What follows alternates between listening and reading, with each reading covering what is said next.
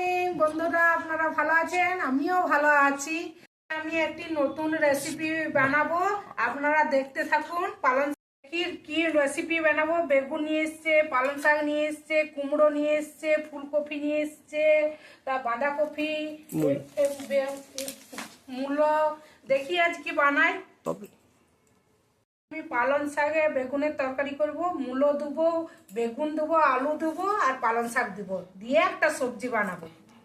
দেখুন আমরা একটা সবজি কাটছি, বেগুন কাটছি।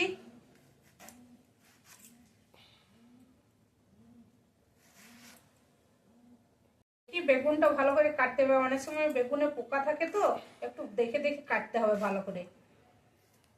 না, বেগুনটা ভালো আছে, পোকা নেই।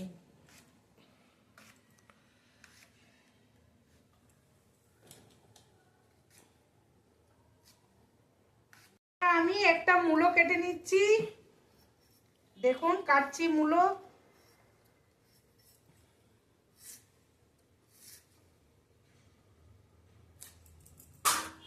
একটু লম্বা করে কাটলাম।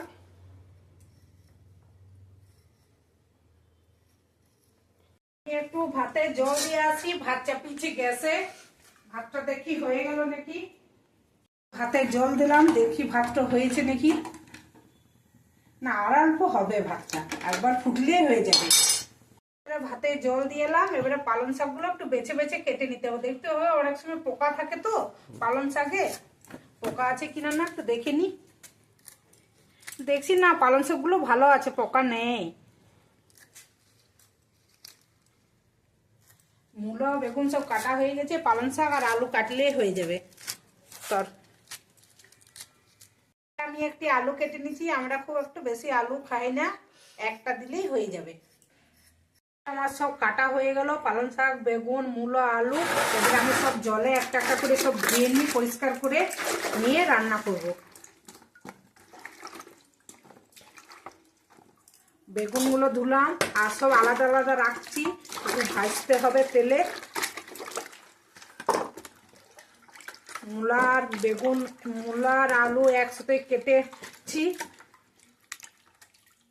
এবার পালং শাকটা ধুয়ে নিই ভালো করে। পালং শাকে খুব বালি থাকে, ভালো করে ধুতে হবে। আমার ভাতটা হয়ে গেছে, এবার আমি মাছ ধরাবো। দেখতে একটু টিপে, হ্যাঁ হয়ে গেছে ভাতটা। এবারে মাছ ধরাবো। তেল দিয়ে দিয়েছি, তেলটা তো গরম হয়ে গেছে। একটু বাদামগুলো হালকা ভেজে নিই, ভেজে তুলে রেখে নেবো। তারপরে সব আলু আর মূলো ভাজবো। তেলে ভেজে নিয়ে একটু বাদামগুলো, শুকনো লঙ্কা তেলে দিয়ে দিলাম। এবারে আলুগুলো একটু দিয়ে দিয়ে ভেজে নিই। এই আলুগুলো দিচ্ছি তেলে।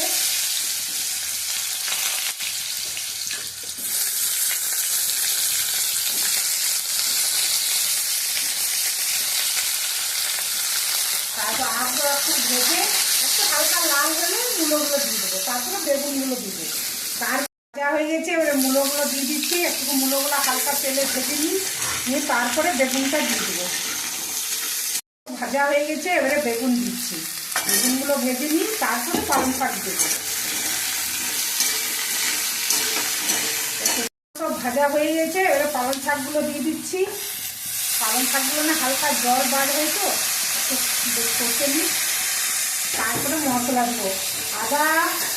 আদা, রসুন, পেঁয়াজ, জিরে গুঁড়ো সব একসাথে পেস্ট করানো আছে।